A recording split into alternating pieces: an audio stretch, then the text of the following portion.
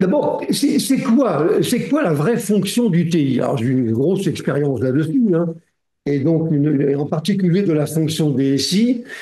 Moi, j'ai toujours pensé que nous étions au service des métiers, que notre rôle n'était pas de nous faire plaisir, et donc ouais, pour mettre en place des technologies que nous étions les seuls à comprendre, mais vraiment, nous sommes donc au service donc des métiers. Je crois que nous devons constituer un vecteur fort pour affronter la concurrence, en particulier avec notre capacité de résilience qui fait que l'on va mettre le TI en ordre de bataille de façon à ce qu'il puisse répondre, mais de plus en plus vite aux événements qui se produisent et en particulier à l'arrivée d'une nouvelle concurrence ou une concurrence qui s'améliore. Il faut assurer la permanence des services et ce n'est pas toujours le cas. Quand je vois certains, on va dire, projets de type PCA, PRA qui sont montés n'importe comment, qui ne sont pas testés, donc ce n'est pas la peine de le faire, hein, je trouve qu'on se met dans une situation de fragilité qui me paraît donc dangereuse. Il faut être donc résilient face aux événements et il faut donc garantir la reprise rapide en cas d'attaque. Alors, j'ai une attitude un peu particulière pour la sécurité, parce que la sécurité, à mon sens, c'est ce qu'il y a de plus difficile aujourd'hui, dans la mesure où vraiment c'est une fonction très technique, très, on va dire, ras des pâquerettes, très dans la machine, dans les réseaux, et ça nécessite d'avoir des compétences quand même on a du mal à obtenir et à avoir un temps. Maintenant, les technologies foisonnent, ce qui fait qu'on a plutôt tendance, on va dire, à le sous-traiter, ce qui n'est pas forcément une bonne chose. Bon, donc garantir la reprise en cas d'attaque, hein, mettre en place un confort d'usager suffisant en termes de puissance de calcul, de réseau, de bande passante de réseau, et puis d'accès au poste de travail, c'est évident. On doit constituer également un fournisseur d'idées pour permettre au métier lui-même, donc on va dire de se distinguer, parce qu'après tout, je le répète, nous sommes au service des utilisateurs. Ça n'est pas péjoratif, au contraire, c'est très noble. On fait en sorte de l'aider dans l'amélioration donc de son métier. On met en place des infrastructures dont on va espérer qu'elles vont être pérennes, en essayant d'éviter donc les ruptures fortes, parce que encore une fois, l'utilisateur n'est pas là pour apprendre des technologies nouvelles, hein, et il n'est pas là pour changer sans arrêt. C'est à nous de l'aider donc à faire un accompagnement au changement qui soit suffisamment intelligent pour garantir donc ces mutations. Et donc il faut absolument aider les utilisateurs. Le tout, je le précise, sans arrogance. L'informatique, sauf quelques-uns de ses aspects, n'est pas une science. Je pense en particulier à la programmation. Il n'y a, à mon avis, pas grande liberté aujourd'hui dans le codage, puisqu'on dépend maintenant de patterns qui sont des manières de faire en fonction d'une architecture, et on dépend d'API, de frameworks qui ont été faits et qui ont été testés avec succès auparavant. Finalement, la liberté, le degré de liberté que nous avons, il est quand même assez limité maintenant, donc pas d'arrogance. Sauf, alors, vous me direz, ça change maintenant avec l'intelligence artificielle. Mais l'intelligence artificielle, c'est essentiellement des mathématiques. Et là encore, on peut se poser la question, oui, il faut ne pas avoir d'arrogance. Il faut éviter de se faire plaisir. Hein, je dis, l'informatique n'est pas un objectif, et ce qu'il est, c'est la qualité des services rendus. Et je dirais, à mon avis, hein, je pense que, et je l'ai souvent dit dans mes webinaires, je crois que c'est pas véritablement un métier. C'est un faux métier. Normalement, nous ne devrions pas nous préoccuper de ressources machines, de bandes passantes, de codage. Ça devrait être des prestataires comme l'EDF assure, ou un prestataire électrique assure donc la fourniture d'un courant électrique. Mais c'est comme ça. On a pris en charge ces fonctions à une époque, c'est vrai, où ce n'était pas évident, je pense aux années 60 et aux années 70, mais en réalité, c'est pas le métier de l'entreprise. Moi, je suis pharmacien, je fais des médicaments. Mon rôle n'est pas vous voyez, de migrer un serveur, de le faire passer sur Unix version XY, c'est pas ça. Moi, mon rôle, c'est de faire en sorte que le médicament réponde, hein, et de vendre des médicaments à bon escient. Et donc, ne pas chercher non plus à tester tout ce qui sort, parce que ça, c'est un peu ridicule, c'est un petit peu une manie. Nous sommes vraiment, encore aujourd'hui, donc vraiment une société de service à l'intérieur de l'entreprise. Alors, J'ai souvent dit, donc récemment aussi, que finalement les conditions de travail changent. Alors ce que je vais vous dire peut vous choquer. Alors je sais, ce sont des éléments que j'ai déjà présentés, hein. Après, quels sont-ils? D'abord, l'usager, maintenant, il veut se connecter de partout. Les programmeurs, mes amis, programment de n'importe où, dans le métro, dans le train, dans l'autobus, et ils veulent surtout pas être coincés par la connexion et le fil à la patte que constitue donc la machine sur laquelle ils travaillent en temps normal. Vous voyez, donc c'est vrai que le cloud, dans ces conditions, répond quand même à une certaine ubiquité de connexion. Par ailleurs, la rémunération interne. Alors je sais que ça, bon, c'est choquant pour un Européen, ça l'est beaucoup moins pour un Américain du Nord. La rémunération, elle s'est faite, y compris dans notre métier, sur le temps de travail qui a été consommé. Mais c'est une aberration. Quand on regarde les choses réellement, si on oublie les aspects sociaux, on oublie tout ça, la rémunération, elle doit correspondre à une fonction qui aura été traitée, à quelque chose qui aura été fait, vous voyez, à la réalisation d'une tâche. Et on le voit bien maintenant, et en particulier en Amérique du Nord, c'est vraiment ce qui se passe, hein. Bon, je crois que par ailleurs, la tendance qui nous vient aussi donc de l'Amérique du Nord, que ce soit aux États-Unis ou au Canada, on voit de plus en plus des professionnels, et je pense entre autres à la programmation, qui sont de plus en plus des indépendants. Des gens qui voyez, ne font pas partie de gros IBM ou d'un gros GAFAM ou d'un gros Microsoft. Non.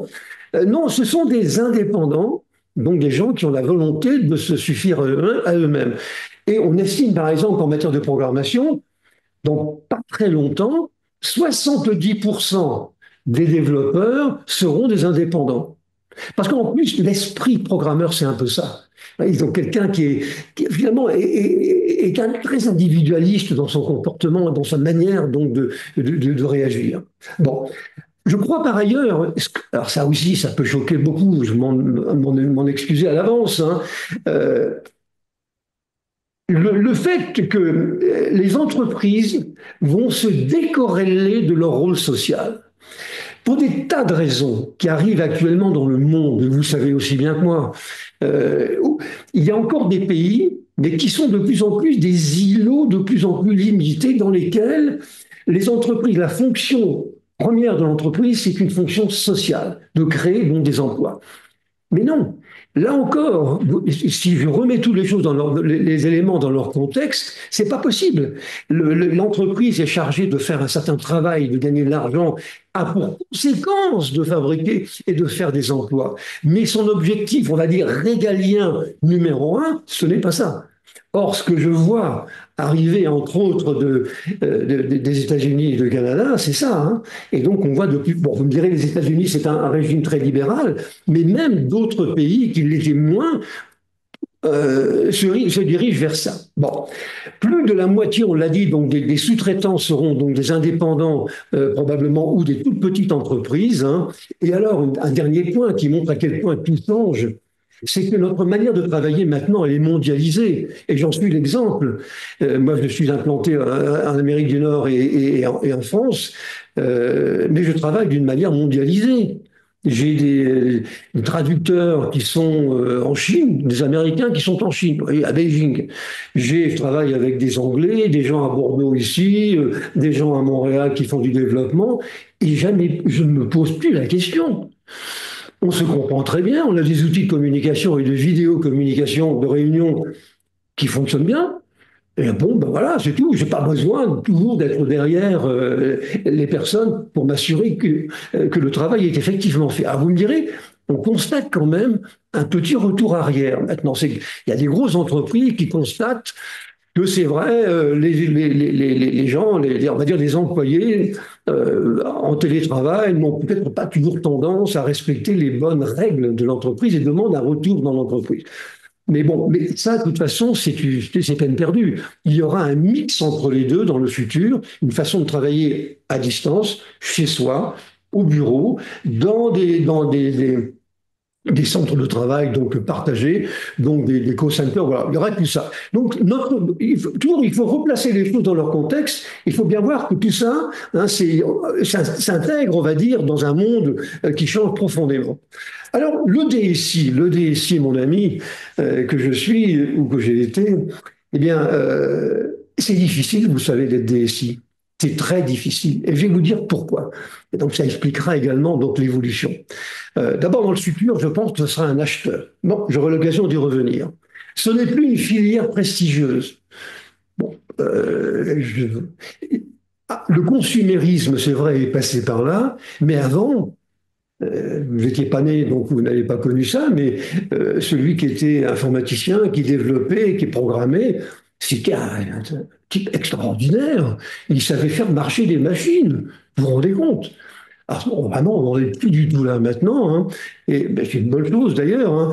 En tout cas, c'est plus une filière prestigieuse. D'ailleurs, j'ajouterais que entre la direction et la personne, le DSI, souvent, il y a une direction donc intermédiaire qui n'y connaît absolument rien, des directions financières par exemple, mais qui n'y connaissent rien, hein, ou le secrétariat général. Bon. Je pense que les dirigeants, pour des raisons souvent de formation, ont un peu tendance, on va dire, à mépriser les technologues que sont donc les informaticiens et les DSI. Surtout avec une nouvelle génération donc de responsables aujourd'hui d'entreprises qui ont une approche très, on va dire, très marketing, très commerciale, et qui disent il y a qu'à, il faut qu'on, et débrouillez-vous. On peut toujours se débrouiller. Bon, un petit exemple, je me souviens de mon président à une époque qui utilisait un Macintosh. Et moi, j'avais 3487 postes de travail qui étaient des postes de travail Windows. Et j'avais donc une centaine, dont le Macintosh, donc une centaine de machines Apple, dont celle de. Et j'arrivais pas à faire comprendre au président, qui ne m'écoutait même pas d'ailleurs, que les 100 Macintosh me représentaient 80% des problèmes que j'avais de maintenance, de réseau, etc. Je lui disais, ça serait peut-être pas une mauvaise chose que tout le monde soit dans le même moule, ou tout le monde passe sur du Mac, ou alors on reste tout le monde sur du Windows. Mais il ne m'écoutait pas. Il était très poli, mais il ne m'écoutait pas. Il ne m'entendait pas. Bon. Donc, une nouvelle génération. Alors, dans leur optique à eux, il faut faire plaisir aux usagers à tout prix, quel que soit donc le prix à payer. Et en particulier, je pense à la technologie dite du BYOD, Bring Your Own Device. C'est-à-dire, vous apportez votre équipement au bureau. Alors, ça peut être la machine, ça peut être une tablette, ça peut être un smartphone. Mais pardonnez-moi, mais ça c'est une hérésie absolue. Parce que, bien sûr, c'est plus agréable. On pourra le faire un jour, mais pour l'instant, on ne peut pas. Parce que chacune des machines a un système d'exploitation dedans. Il y a des drivers, il y a des choses particulières, et vous avez besoin de les connaître. Si vous arrivez avec un smartphone qu'on vous a offert pour Noël, ben, on ne peut pas dire, allez, je vais me servir de ça du jour au lendemain. BYOD, ça n'a pas de sens. Hein, c'est un peu comme le BYOID, l'identité. Amenez votre identité au bureau. Non, mais c'est vraiment impensable. Hein. Donc, des choses qui ne sont pas à faire. Et donc, moi, je pense que dans le futur, le métier de DSI donc, ne présentera plus beaucoup d'intérêt, hein, beaucoup d'intérêt technique. Bon, je ne sais pas comment ça se passe chez vous, mais je suis persuadé que c'est très bien. On estime à peu près que dans le planning, on va dire, d'un DSI aujourd'hui, il y a à peu près 60% du temps qui est consacré à des problèmes humains, des problèmes de facturation, de discussions avec les ressources humaines ou avec les comptables. Mais finalement, il ne fait que dans 40% donc du temps son véritable métier. Et c'est le cas aujourd'hui. C'est pas parce qu'ils sont mauvais, hein. Alors, ils n'ont pas, à mon avis, de grandes perspectives d'avenir, sauf si le DSI est un homme ou une femme métier. Parce que l'avenir appartient, comme je pense que notre métier va partir en grande partie sauf cas particulier dans le cloud, eh bien, je pense que ce sont les métiers qui vont prendre le pouvoir, ce qui d'ailleurs est une bonne chose, à mon avis, hein. Alors, moins de perspectives d'avenir, métier très ingrat, beaucoup d'exigences et très peu de reconnaissance, on passe son temps à se faire insulter, on est toujours en décalage. Alors, quelque chose qui est difficile à vivre, faut aussi le rappeler. On ne peut pas être à la pointe dans tous les domaines. Hein, aujourd'hui, vous ne pouvez pas demander au DSI de connaître par le détail le fonctionnement d'un algorithme de rétroprogrammation dans un réseau neuronal qui va faire de la reconnaissance d'images. C'est pas possible. Or, il se crée donc une espèce de décalage de compréhension technique entre le DSI qui survole tout, mais qui n'a pas le temps, hein, vraiment d'intégrer le détail des technologies, et puis les gens qui travaillent avec lui. Alors ça, croyez-moi, c'est assez difficile à vivre, hein, parce que c'est pas la faute finalement du DSI. Bon, et alors, ça devient un manager, maintenant il passe son temps donc aux réunions, c'est quelque chose d'absolument épouvantable, hein. C'est un métier qui est stressant. Hein, voilà, donc voilà, parce que je rappelle toujours que faire par d'autres, y compris d'ailleurs dans le cloud, hein, c'est plus difficile que de faire soi-même. Faire soi-même, c'est quand même beaucoup plus valorisant. Et puis la gestion des personnes, elle devient plus compliquée. J'ai eu récemment donc des problèmes justement avec des développeurs. Pourquoi? Parce que ils n'arrivent pas à comprendre que mettre un point-virgule à un point à la fin d'une ligne en Java ou en COBOL, ça mérite pas le prix Nobel. Vous voyez, je dis pas qu'on travaille pas bien, mais il faut quand même raison garder de ce point de vue-là et beaucoup d'agressivité. Bon, vous voyez, donc je fais un tableau un peu noir, mais volontaire, hein, un peu de la situation, parce que c'est effectivement ce qui se passe. Alors, quelle sera donc l'évolution de notre métier et de notre, on va dire, de notre pays entre maintenant et en gros les années 2050, 2060? D'abord, il faut rappeler d'où on vient. Dans les années 70, on travaillait avec des architectures très monolithiques, avec des gros mainframes, et c'est monsieur IBM qui commandait. Ils nous imposaient avec des factures monumentales. Bon, voilà, donc ils ont fait beaucoup d'argent. C'était donc les mainframes. Dans les années 80, avec l'arrivée donc de Windows, on s'est mis à faire du client-serveur. Et sauf que là, ça n'a pas marché parce que développer des applications et surtout les maintenir après avec une partie du code qui était sur les postes de travail et pas simplement sur des serveurs, comme avec les mainframes, c'était quelque chose de très compliqué. Et donc, il fallait avoir les deux aspects. Donc, on a obtenu des architectures extrêmement complexes et donc difficiles à maintenir, qui ont été plus ou moins abandonnées. À partir des années 90 est arrivé donc Internet. Internet est donc HTML de notre ami Berners-Lee, donc qui a inventé donc le langage. Là, c'est une architecture qui effectivement peut être complexe, mais un développement qui est très simple. C'est de l'HTML, un peu de JavaScript. Bon, ça va pas très loin.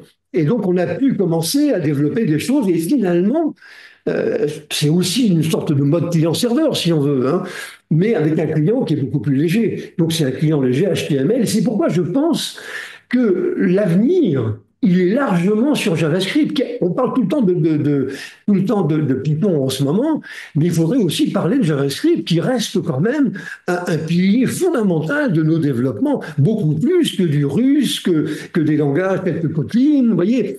Et ça vient donc de cette révolution qu'a amené Berners-Lee dans les années 90. Et puis maintenant, on est dans le mode cloud, hein, avec donc l'accès donc à des ressources qui sont mutualisées sur des serveurs portés par le cloud. Alors, je vous propose une espèce de petit schéma pour le futur. Entre les années 2025-2030, on aura de plus en plus d'initiatives donc sur le cloud, et on va sous-traiter une partie du développement. De même que la gestion des infrastructures.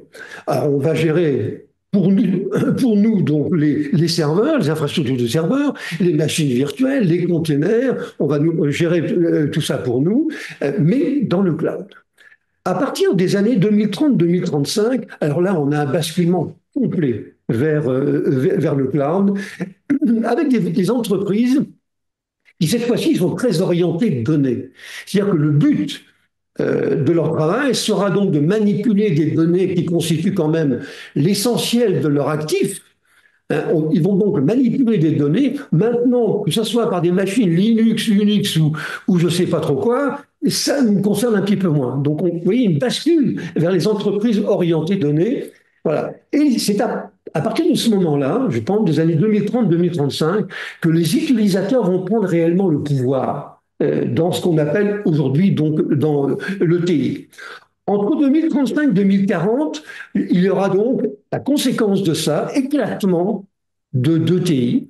L'ETI à 80-90% qui sera confié au cloud et resteront donc en interne soit des applications ou des infrastructures très spécifiques et très lourdes, par exemple, ou alors des applications très très simples qu'on pourrait développer avec des langages low-code ou des langages no-code, des choses très simples. Mais le cœur du métier va disparaître et partir sur le cloud. Maintenant, la question sera donc de savoir qui va administrer toutes ces infrastructures. Est-ce que c'est nous qui continuons, hein, ou est-ce que c'est au contraire des opérateurs et des prestataires qui sont dans le cloud?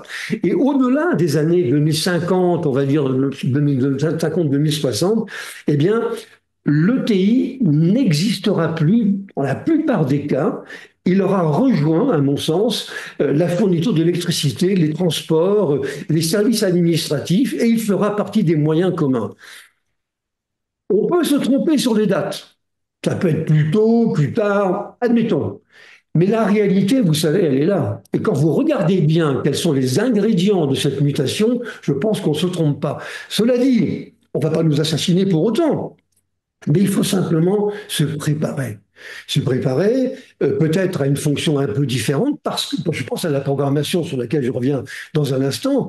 La conception applicative, elle n'est pas encore dans le périmètre des assistants d'intelligence artificielle.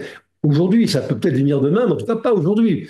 Et donc, on aura encore besoin de nos capacités cognitives pour faire des choses que ne saura pas faire un algorithme. Vous voyez. Donc, moi, je pense qu'il faut simplement réfléchir à tout ça, penser à la formation pour les années à venir, éviter, par exemple, comme on le fait encore, je voyais, dans une grosse structure donc sociale en France, je voyais qu'on forme encore des gens au pupitrage, alors qu'ils ont plus de mainframe maintenant, enfin, ça me paraît complètement idiot. Pourquoi continuer à faire ça? Bon, vous voyez un petit peu donc l'évolution qu'on peut envisager. Alors, quels sont les chantiers que l'on va avoir à mener maintenant? Alors, d'abord, alors plus ou moins, et plus ou moins transposable donc sur le cloud. On va avoir à gérer un chantier dit de l'énergie. Alors, dit d'énergie, donc sustainable, donc renouvelable, de l'énergie verte. Hein. Alors, honnêtement, je pense que pour l'instant, c'est encore un faux problème parce que tout le monde se moque, comme de sa première chemise, de l'origine de ces énergies. Il suffit de regarder la dernière COP 29 qui a eu lieu à Bakou, enfin, faut le faire, Bakou, une plateforme pétrolière parmi les plus importantes au monde, qui a hébergé la COP 29 complètement aberrant. Donc, j'y crois pas trop. Une disponibilité 7/24. C'est vrai qu'on doit pouvoir obtenir ça et les prestataires du cloud l'assurent. Hein. Pour nous, sur le cloud, moi, je suis sur le cloud depuis à peu près 6 ans, 7 ans maintenant, je n'ai jamais eu une panne. Il y a eu des pannes, mais je n'ai jamais été perturbé parce qu'eux s'organisent de manière à garantir ce service. Il va y avoir peut-être la transformation numérique. Personnellement, j'y crois pas trop, parce que la transformation numérique, ce n'est qu'une évolution, on va dire, des technologies, mais c'est surtout souvent un projet direction générale. On dit maintenant, l'informatique d'avant, elle n'a fait que n'importe quoi. Maintenant, on va faire des choses bien. On va faire de la transformation numérique, ce qui ne veut rien dire. Enfin bon, souvent, c'est présenté comme ça. On va urbaniser les processus. Alors là encore, je suis assez sceptique parce que moi, je suis convaincu que dans 80% des cas, une architecture centralisée avec un bon vieux programme sur une machine centrale, eh bien, ça marche aussi bien et est aussi résiliente qu'avec des microservices répartis sur des machines hétérogènes. Vous voyez. Donc, avec bien sûr urbanisation des fonctions métiers. Mais c'est comme ça. On parle maintenant de microservices, donc il faut tous y aller. Le Gartner a dit qu'il fallait faire ça, donc on y va. Mais non, il faut faut être un tout petit peu sérieux. Et donc, l'urbanisation des processus, j'y crois pas trop. La dématérialisation, il faudrait le faire. Mais pour l'instant, il n'y a que 30% des processus qui ont véritablement été dématérialisés. Et encore, ils nous ont été imposés par souvent des organismes qui sont des organismes d'État. C'est l'intégration, par contre, de technologies nouvelles. Et je pense en particulier aux objets, aux capteurs, aux IoT. Euh, les IoT sont en train de nous envahir. Et on ne nous a pas demandé notre avis. Hein. Il y a maintenant des capteurs partout. Au bureau, dans mes lunettes, dans l'usine, partout. Voilà. D'ailleurs, on parle maintenant d'intelligence invisible. C'est-à-dire que les systèmes d'intelligence artificielle sont capables bien, de récupérer des données qui viennent d'un certain nombre de silos. Alors, il y a des capteurs ceci, des capteurs cela, encore autres capteurs. Ils récupèrent tout, intègrent tout et prennent des décisions. Là où je ne suis pas d'accord, c'est pas cette décision, elle doit être très préparée. Je ne crois pas encore à l'indépendance absolue. Alors on parle d'agents autonomes, je ne crois pas. Je crois plutôt que ce sont des agents d'intégration. Mais voilà le genre de projet donc, qui nous attend. La qualité des données patrimoniales, là, on s'en occupe pas beaucoup, mais la qualité des données est quelque chose d'absolument fondamental et d'essentiel. On ne s'en préoccupe pas. Hein. Avec les systèmes dits de DQM ou MDM, il faut au moins se préoccuper de la valeur des données patrimoniales sur lesquelles est fondé notre métier. Vous voyez. Bon, le big data et le BI, ça, bien entendu, on l'a bien compris. Les mises en place d'infrastructures de réseau à très haut débit, alors on voit que maintenant ça commence à être intéressant, mais à la limite, c'est pas tellement mon souci. Moi, je devrais plutôt sous-traiter ce genre de choses et m'installer quelque part où je vais avoir une disponibilité. Bon, déport vers le cloud. Alors, refonte des équipes, il y aura des suppressions de postes, c'est certain, ou des mutations, des changements donc de fonction. Il va falloir augmenter les compétences parce que on va être, en étant sur le cloud, on sera sans doute moins nombreux, mais on devra être plus pertinent et plus compétent. Parce que suivre ce qui se fait ailleurs, je vous dis, c'est plus compliqué. Et ce que fait Azure avec Microsoft sur son cloud ou Google, eh bien, ils font des choses qui sont pas très évidentes. Hein. Donc, je pense qu'il va falloir faire un effort encore plus fort de formation pour maîtriser, on va dire, cette relation donc avec le cloud. Bon, le problème, comme je l'évoquais il y a quelques instants, donc, c'est que les ressources humaines sont bloquées aujourd'hui sur des schémas qui sont des schémas à mon sens, totalement dépassées, hein, et donc il faudrait quand même qu'elles s'adaptent. Il y aura aussi le problème à traiter de la banalisation des terminaux. Hein. Est-ce qu'on fait du BYOD intelligent oui. Qu'est-ce qu'on fait donc c'est quoi les terminaux? Le développement aussi aux moyens de communication virtuelle performants. Hein. On devrait plus vraiment se poser de questions.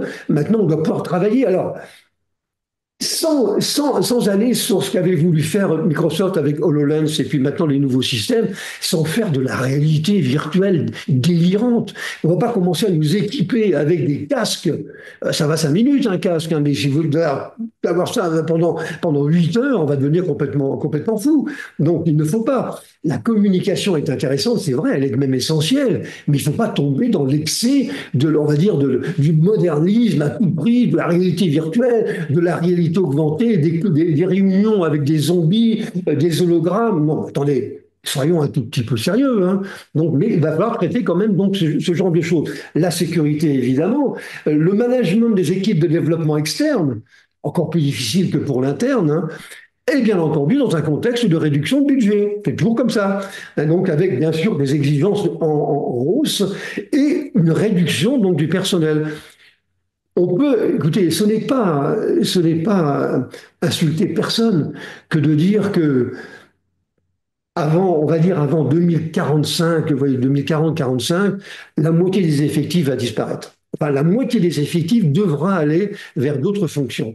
Donc, mon simple, pas conseil, mais simple recommandation, c'est de dire préoccupons-nous de ça maintenant, avant que cela nous soit imposé par la force. Bien. Bon, vous voyez, quand même un certain nombre Alors, je vais passer très vite sur les sujets donc, qui viennent maintenant. Le recours au cloud, bah, vous le connaissez bien entendu. Les raisons, c'est la réduction des coûts, c'est l'optimisation donc des ressources, c'est l'amélioration de la qualité de service et en particulier la mise en œuvre de véritables plans de continuité et de reprise d'activité. On commence maintenant réellement, mais c'est le début, hein, on commence réellement à avoir des capacités dites de C2C, c'est-à-dire de communication à communication dans le cloud. C'est-à-dire que j'ai un fichier sur Azure, il est sous une machine virtuelle, mettons VMware, hein, eh bien ce fichier, il y a une copie quelque part, mais sur un autre cloud. Et donc la communication entre les deux commence, on a des protocoles de type C2C maintenant qui nous permettent d'améliorer cette communication. Et donc j'ai une sorte de garantie de maintien de la disponibilité donc, de mes données ou de mes fichiers. Alors ça, c'est quelque chose qui est en train véritablement, à mon avis, de s'améliorer. Et donc on le met en œuvre. Encore que récemment, il y a eu un gros problème avec une compagnie d'origine française d'ailleurs, qui a eu un gros clash. Ils ont perdu pratiquement toutes les données de leurs clients, mais c'était des spécialistes. Ce sont des spécialistes donc du C2C, qui est un peu, on va dire, la couche au-dessus dans le cloud, la communication donc dans le cloud. Ça permettra de garantir une meilleure sécurité des données. Une plus grande souplesse donc d'accès aux informations. Donc on a parlé d'ubiquité tout à l'heure, je le maintiens. Et il y aura peut-être une démarche de Green IT. Alors je vais vous dire quelque chose. C'est pour avoir eu l'occasion quand même, puisque on est basé au Canada, d'avoir des liens directs avec les GAFAM et les ressources aux États-Unis. Je peux vous garantir que le côté vert des ressources, ça ne les intéresse absolument pas. Mais vraiment pas du tout.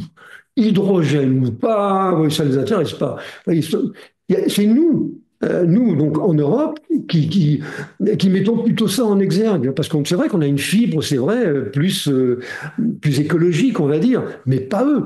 Et surtout maintenant, avec l'arrivée d'un certain Trump donc, à la présidence, c'est pas quelque chose qui va s'arranger. Hein. Donc, ça, je n'y crois pas trop. Alors, on en parle tout le temps, ça fait bien dans le tableau, mais en réalité, je crois que ça ne sert pas à grand-chose. Donc, premier type de projet, le recours au cloud. Ensuite, bah, la gestion de l'énergie. La gestion de l'énergie. Bon, je vous ai mis ce petit tableau, ça ne fait pas de mal, parce qu'il montre un petit peu quelle est la consommation donc, en kilowattheure des différents équipements que nous avons donc, dans notre TI. Hein. Et donc, à ces kilowattheures correspondent des dégagements donc, de gaz à effet de serre. Bon, il ne s'agit pas ici de regarder d'une manière plus précise ce genre de choses, mais je voudrais quand même insister sur un point. C'est que vous avez remarqué que la plupart maintenant des nouveaux gros systèmes, je pense à des machines massivement parallèles ou des machines fondées sur des processeurs dits d'intelligence artificielle, ceux dont le patron d'OpenAI a dit qu'il lui fallait 7 000 milliards de dollars pour les concevoir, ce sont on va dire, des éléments extraordinairement consommateurs.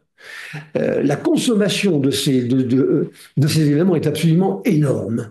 Et donc, il y aura quand même à un moment donné un problème de gestion d'énergie. C'est une certitude.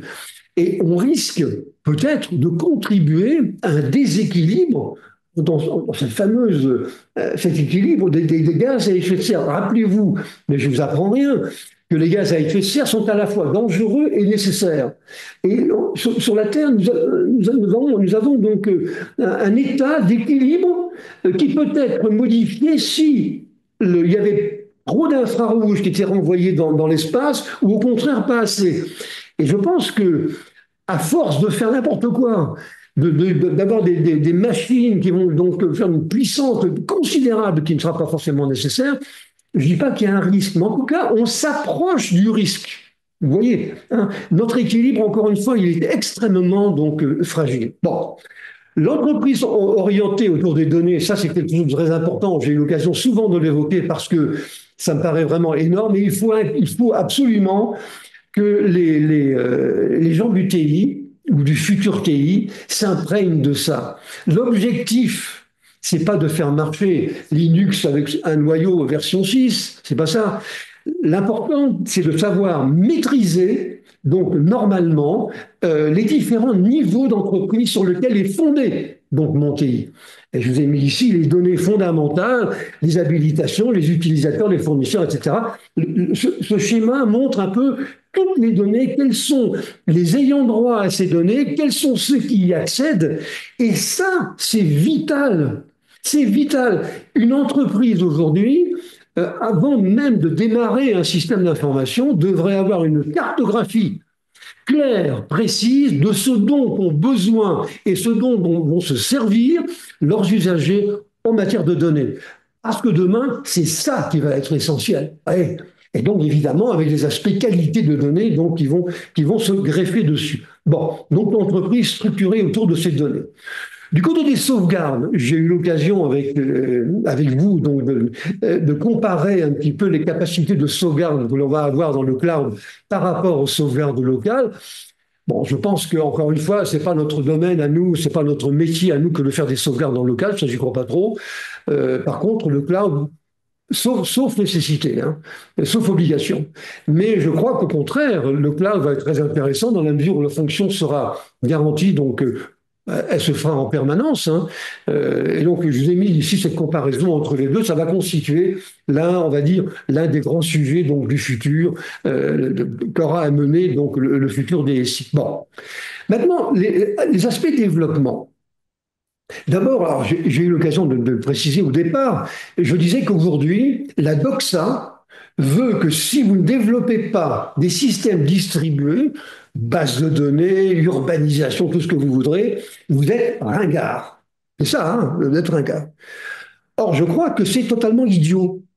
Idiot parce que, je l'ai dit, les systèmes distribués, je pense en particulier donc aux applications, faire un système distribué avec des bouts de code qui s'exécutent sur des îlots de traitement avec du Windows, du Linux, du Unix, un bout de mainframe, un petit bout de cloud, mais il faut être complètement malade pour faire ça, parce que c'est très compliqué.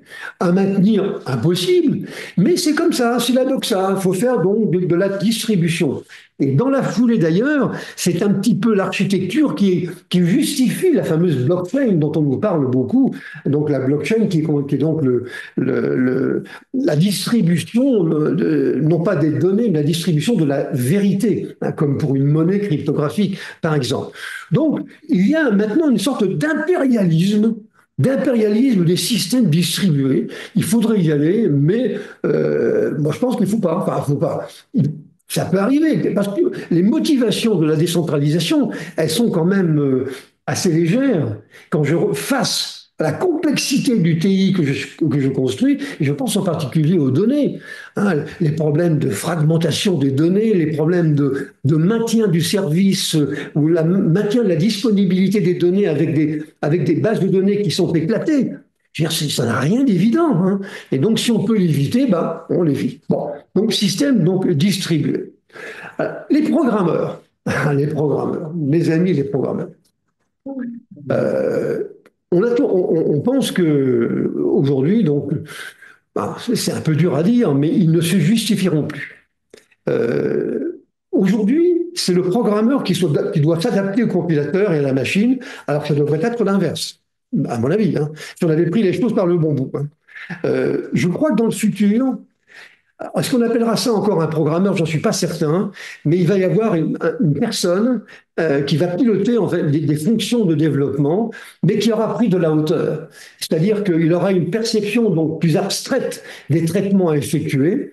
Et donc, il utilisera des langages de modélisation, à mon avis, plus que des pseudocodes qui n'ont pas vraiment marché.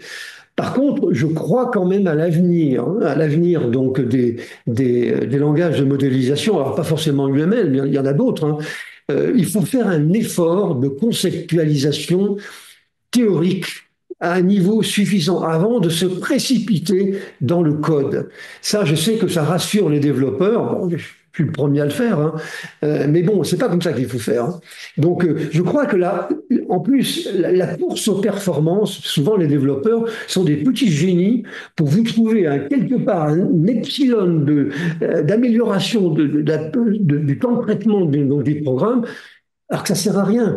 Aujourd'hui, les ressources matérielles et réseaux sont tellement gigantesques que ça servira plus à grand-chose.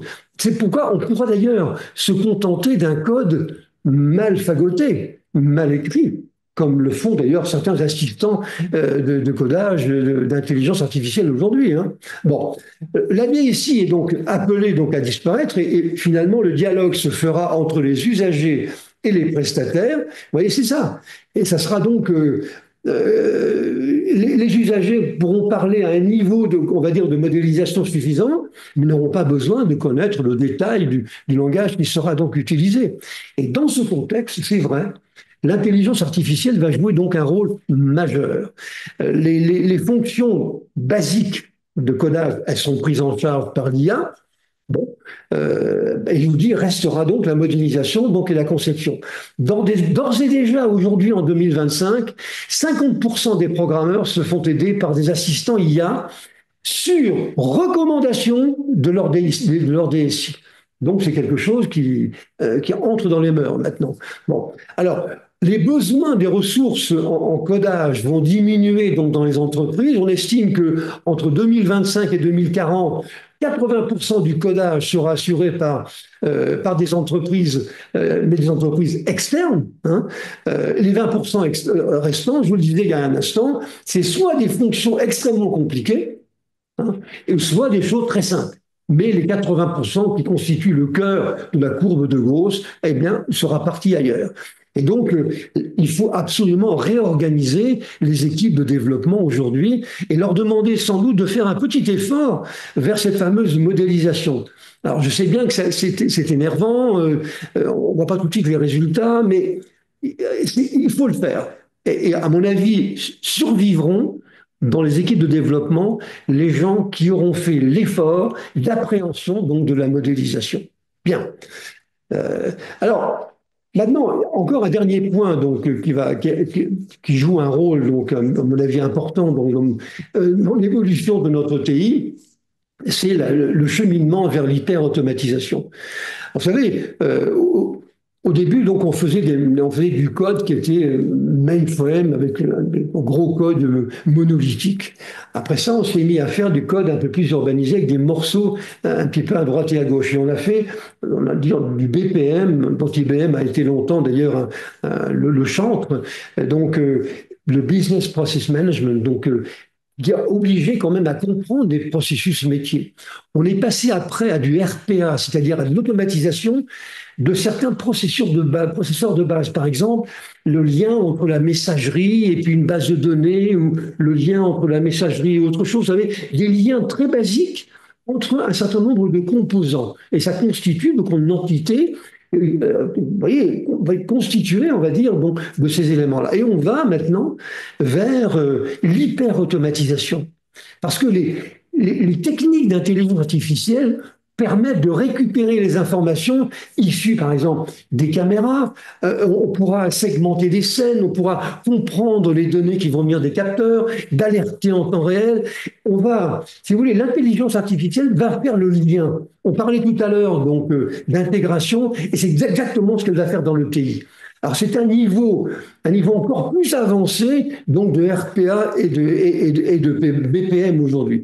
Alors, bien entendu, ça ne va pas se faire donc en 5 minutes. Hein. Il faut aussi tenir compte de ce qui existe avec souvent d'ailleurs des systèmes qui sont fermés. Je pense en particulier aux grands logiciels intégrés. Vous ne pouvez pas rentrer dans le gestionnaire de base de données de SAP comme ça. Hein. Donc vous ne pouvez pas. Vous dites bah oui, mais moi je veux faire de l'hyper-automatisation. Bah, vous ne pouvez pas. Vous voyez.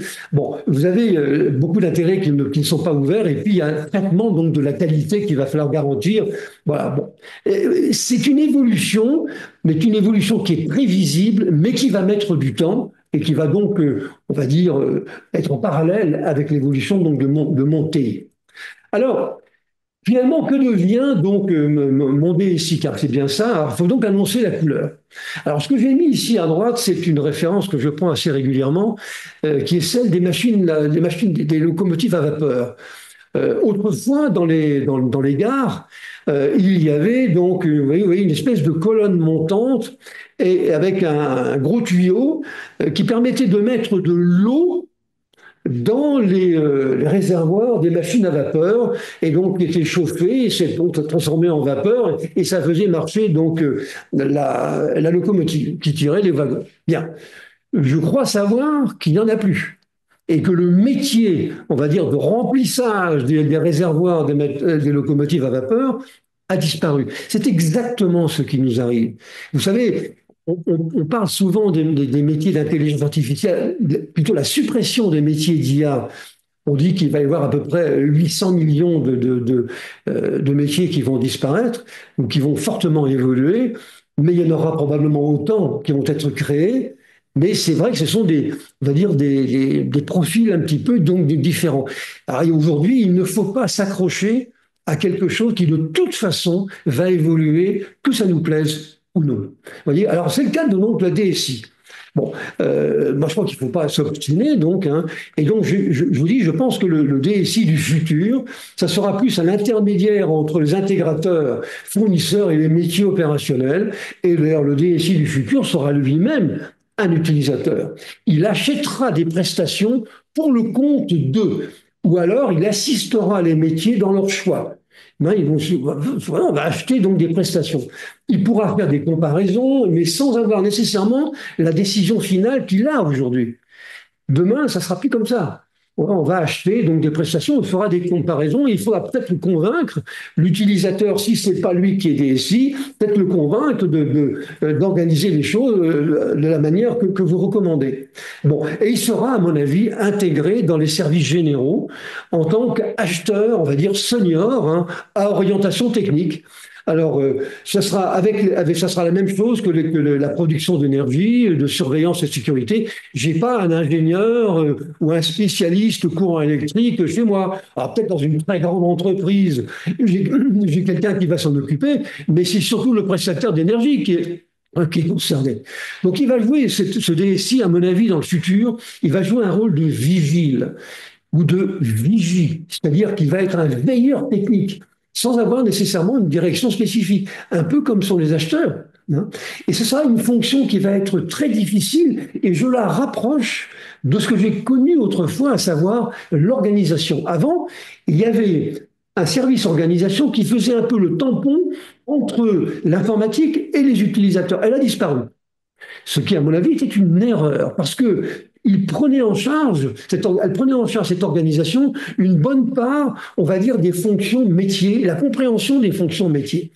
Donc ce DSI n'est plus ce qu'il est aujourd'hui, c'est-à-dire ce roi en son royaume, et donc il faut se préparer à cette mutation. Ce n'est pas agréable à entendre, hein, je ne suis pas en train de dire des choses, mais c'est pas en faisant l'autruche, hein, qu'on changera les choses. On va forcément vers ça. L'IA, le cloud, comme je l'ai indiqué, donc vont y contribuer. Donc alors, ce qui va se passer, c'est que il va se passer des choses. Bon, le DSI et également son équipe du TI, hein, seront frappés par une forte dégradation psychique. Euh, Moi, je pense que ça va être une. Bon, l'ETI va être frappé en gros, par les conséquences, on va dire, de la disparition des emplois, parce qu'ils n'auront pas su anticiper à ce qui va se produire. L'automatisation, la robotisation, l'IA vont créer un malaise profond. Hein, je suis en train de regarder ce qui est négatif maintenant. Beaucoup d'emplois donc ne seront pas forcément supprimés. Ce seront des fonctions vides occupées par des zombies. Il y en a énormément, et je ne veux pas citer de nom, hein, mais c'est quelque chose qui est très difficile à vivre, parce que les gens qui vivent ces fonctions, eh bien, souffrent souvent de ce qu'on appelle le bore-out, c'est-à-dire le fait d'aller au travail, mais on n'a rien à faire. Alors ça va bien 5 minutes, hein, mais au bout d'un moment, on craque. Comme j'ai eu l'occasion de l'expliquer, il y a 4 fois plus de suicides dus au manque de travail qu'au burn-out, où là, il y en a trop. Et donc, c'est ce qui va se passer un petit peu donc, pour le TI. Bon, 30% des personnels des grandes entreprises aujourd'hui n'ont rien à faire de concret. Hein, Mais comme on est sur un paradigme qui est celui que l'entreprise crée des emplois, même s'ils qui n'ont pas de raison valable d'exister, donc ce sont des gens qui existent. Hein, ça se comprend très bien. Mais dans quelques temps, on pourra difficilement se protéger derrière ça. Et donc, moi, je pense qu'il faut regarder ça déjà maintenant. On va pas forcément aller vers ce genre d'organisation, mais il faut quand même savoir de quoi on parle. Sachez tout de même que le genre de propos que je tiens là, ça m'est arrivé d'être interrompu brutalement et très violemment. Mais moi, je ne dis pas que c'est bien ou pas bien. Je dis simplement que voilà ce qui se passe aujourd'hui, voilà le risque que nous prenons, voici quelles sont les évolutions possibles. Prenons-nous, organisons-nous, réunionnons-nous pour en décider et pour regarder de quoi il s'agit. C'est tout. Nous sommes des observateurs et nous essayons simplement d'alerter nos interlocuteurs de ce qu'il peut y avoir danger demain, et ça, c'en est un. De plus, le DSI, il est en compétition permanente, mais maintenant c'est avec le monde entier. Il est évident que mon anglais, par rapport à celui des Américains qui sont à Beijing, il n'a rien à voir. Hein, parce qu'eux, ils sont capables même de faire de l'argot. Mais quand on fait des publications traduites en anglais, eh bien, on a l'impression que c'est vraiment écrit par des Américains. Alors, ce qui n'est pas le cas. Vous voyez. Donc, on est en compétition permanente maintenant avec le monde entier. Donc, le DSI va être confronté à une instabilité, on va dire, chronique qui va se ressentir dans sa vie personnelle. Donc là encore, il doit donc se protéger. Le bore-out donc va augmenter. Il y aura une nouvelle maladie, il va y avoir les hypochondriaques numériques, résultat d'un système d'alerte généralisé en termes de santé, de vie personnelle, de travail. Il y aura toujours un problème et on sera constamment sur le qui-vive. Ce sont les technologies qui veulent ça maintenant. Il va y avoir un choc de génération qui va être très difficile à surmonter. C'est un chapitre à lui seul, ça. Et puis les dépressions, à mon avis, seront nombreuses et des démissions psychologiques également. Donc, on va dire un portrait qui, à mon avis, est lucide, mais qui est un portrait très négatif. Si on m'avait dit aujourd'hui, quand j'ai été embauché, on m'a dit voilà ce que vous allez faire. Si on m'avait dit que j'allais faire ça, je serais parti en courant. Parce qu'à mon avis, ce n'est plus une filière, je parle surtout du DSI ici, ce n'est plus une filière à long terme, hein, on parle des années 2050 là, qui est concevable. Vous voyez, c'est pas un espoir. On n'aura plus de capacité à s'émerveiller, à découvrir et à trouver des choses qui vont nous rendre curieux. Vous voyez, on n'aura plus ça. Et donc, on aura perdu, on va dire, l'essentiel finalement de ce qui nous intéresse. Alors, je vous montre maintenant, pour terminer mon propos, trois formes d'organisation. Les organisations donc de DSI, de TI. Alors, l'organisation actuelle, on va dire de 2025 à 2030, vous voyez, ça fait bien quand on le dit en anglais, IT manager, donc j'ai un personnage qui dirige donc un certain nombre de services. Et vous trouvez ici l'équipe système, parce que je considère que ça a toujours été une bêtise sans nom que d'avoir supprimé l'équipe système, étant donné que notre métier est de plus en plus technique. On ne peut pas tout le temps se reporter sur des sous-traitants. Voilà, on a besoin d'une équipe système. Bien. Sécurité, les méthodes, le centre d'appel qui est directement relié à l'IT manager, l'administration courante, et puis les services classiques hein, de production, d'intégration, de développement, mais qu'en plus, la science des données, puisqu'on va maintenant vers des solutions qui sont plus centrées vers les données, et puis donc les habilitations, parce que les problèmes d'identité et de gestion d'habilitation va devenir absolument fondamental. Et on a également donc des antennes pour nous dire ce qui va se passer dans des domaines nouveaux, en particulier donc les IoT, auxquels je crois énormément aujourd'hui. J'ai beaucoup de clients actuellement qui sont sur ces problématiques-là, et puis croyez-moi, ça ressemble beaucoup à ce qu'on faisait dans les années 80-90, hein, avec un retour aux machines, et on va dire à des contextes et à des préoccupations très très proches du matériel. Objet communicant, le calcul quantique, le jour où ça marchera. J'ai dit déjà il y a 2 ou 3 ans que pour l'instant ça ne marchait pas, et c'est le cas hein, aujourd'hui. On ne sait même pas de quoi il s'agit. Alors, à part quelques physiciens qui savent faire la différence entre le principe d'Heisenberg et puis d'autres principes, on ne comprend rien à ce machin-là. On ne sait pas comment ça fonctionne. Donc, mais enfin, peut-être qu'un jour, hein, ça va venir, donc il faut s'y intéresser. L'intelligence artificielle, bien sûr, et la blockchain. Là, vous avez donc une organisation qui est traditionnelle, on va dire, par rapport à ce que nous connaissons maintenant. Premier changement important, c'est celui qui va intervenir à peu près dans les années 2030, où comme je vous l'ai dit tout à l'heure, entre 2030 et 2040, le DSI va devenir un utilisateur. Alors moi, je l'ai appelé un CDIT, c'est-à-dire ou un CDO, c'est-à-dire un Chief Data Officer, c'est-à-dire quelqu'un qui est responsable des données, mais qui en même temps a un IT manager sous sa responsabilité qui lui gardera donc on va dire toutes les préoccupations qui étaient les siennes dans une DSI traditionnelle.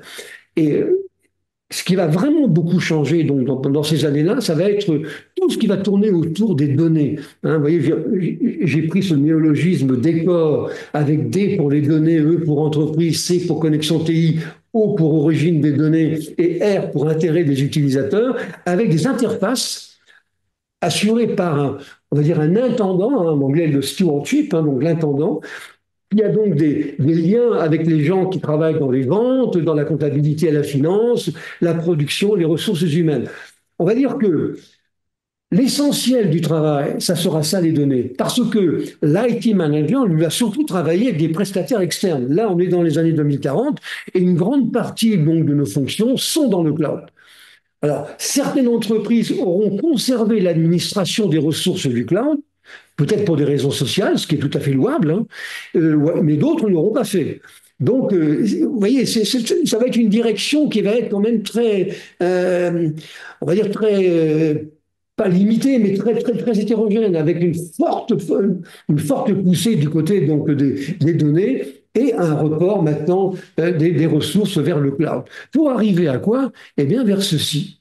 Eh bien, je pense que c'est vers ça, c'est à ça que je voulais aboutir donc dans ma démonstration donc d'aujourd'hui, c'est que logiquement, voilà comment je vois les choses. On devrait avoir un futur, ce qu'on appellera le DSI du futur, hein, ce que moi j'appellerais plutôt un chargé des services IT. Donc je vous l'ai dit, c'est les services généraux, hein, donc ce n'est plus le DSI au sens où on le connaît maintenant. Il est responsable de quoi? Eh bien, il est responsable des données de l'entreprise et de l'organisation et de l'administration donc des ressources. L'administration des ressources, ouais, c'est tout. Mais il ne fait plus. Il a donc une interface pour tout ce qui est applicatif, développement et application spécifique. Ça, c'est porté maintenant par des prestataires externes. Il a simplement une interface et un droit de choix de ces fameux prestataires. Ouais, donc, les applications. Mais ce n'est plus lui qui fait. Il n'est plus dans les applications ne sont plus dans le contexte. Il n'y a plus de développeurs en interne. Sauf, encore une fois, pour des applications très spécifiques et complexes, voire au contraire très simples. Et puis, il a également une autre interface pour le suivi technique. Mais il y a une personne externe, là encore, qui va s'occuper des prestations donc, dans le cloud technique, hein, les machines virtuelles, les serveurs, etc., les réseaux, des prestations spécifiques, la sécurité et les infrastructures donc locales. Notre futur DSI ne se préoccupera plus de tout ce qui est infrastructure, serveur, machine, réseau. Ça sera terminé. On sera dans les années 2050, mais 2050, vous savez, c'est dans 25 ans. Et 25 ans, c'est pas beaucoup. On se rappelle tous de ce qu'on a fait le jour de l'an 2000, hein, et il y avait 25 ans. Il y a eu 25 ans. Donc, ça va être comme ça. Et donc, on va avoir une espèce de mini-service avec une personne chargée d'un certain nombre d'interfaces. Il aura non pas un assistant, mais une personne qui va l'aider, qui va être lui chargé des interfaces concernant les données en termes de qualité, de respect de données personnelles, de respect des contraintes réglementaires. Entre autres, il y en a en Europe, il y en a aussi, donc c'est devenu très compliqué aujourd'hui. Hein. Gestion des identités, c'est quelque chose qui va être très restreint. Et finalement, c'est ce qu'on fait avec du courant électrique. Aujourd'hui, c'est la même chose. Hein, on a simplement quelqu'un au service généraux qui s'occupe de ça et qui, vous voyez, bon, c'est exactement pareil. Et je pense que cette mutation va se faire dans les 25 ans. Alors, je vous propose une chose. Je vous propose, c'est de vous retrouver dans 25 ans. On commencera à avoir quelques petits soucis et de regarder ce qui s'est passé. Mais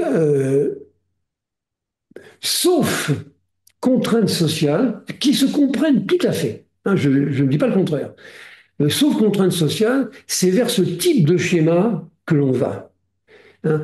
En résumé, si vous voulez, la DSI ou l'organisation du IT va rétrécir comme peau de chagrin, passer dans les services généraux, tout sera sous-traité. Je n'aurai pas à redémarrer mes serveurs de la même manière qu'aujourd'hui, je ne redémarre pas un transformateur électrique quand j'ai besoin de courant électrique. Et donc, on va vers ça. Et je pense qu'il faut s'y préparer et pas dans 20 ans. Et quand je vois le niveau de compréhension parfois de certaines ressources humaines, j'avoue que je suis effrayé. Voilà. Bon, j'espère que je ne vous ai pas trop choqué donc, par toutes les horreurs que je vous ai dites. Je suis prêt à discuter donc avec vous de tout ce que vous pourriez imaginer donc sur ce sujet-là. En tout cas, moi, je vous souhaite bon courage pour la suite. Alors, si ça vous intéresse, vous pourrez retrouver donc l'enregistrement de cette vidéo sur notre site, hein, www.lemarçon.com. C'est gratuit, vous pouvez y accéder dans la rubrique en direct avec le Marçon et vous retrouverez cette présentation qui est la 107e que j'ai assurée et également les 106 autres webinars que nous avons donc assurés depuis maintenant 3 ans. Merci infiniment pour votre écoute et votre attention et je vous souhaite bon courage.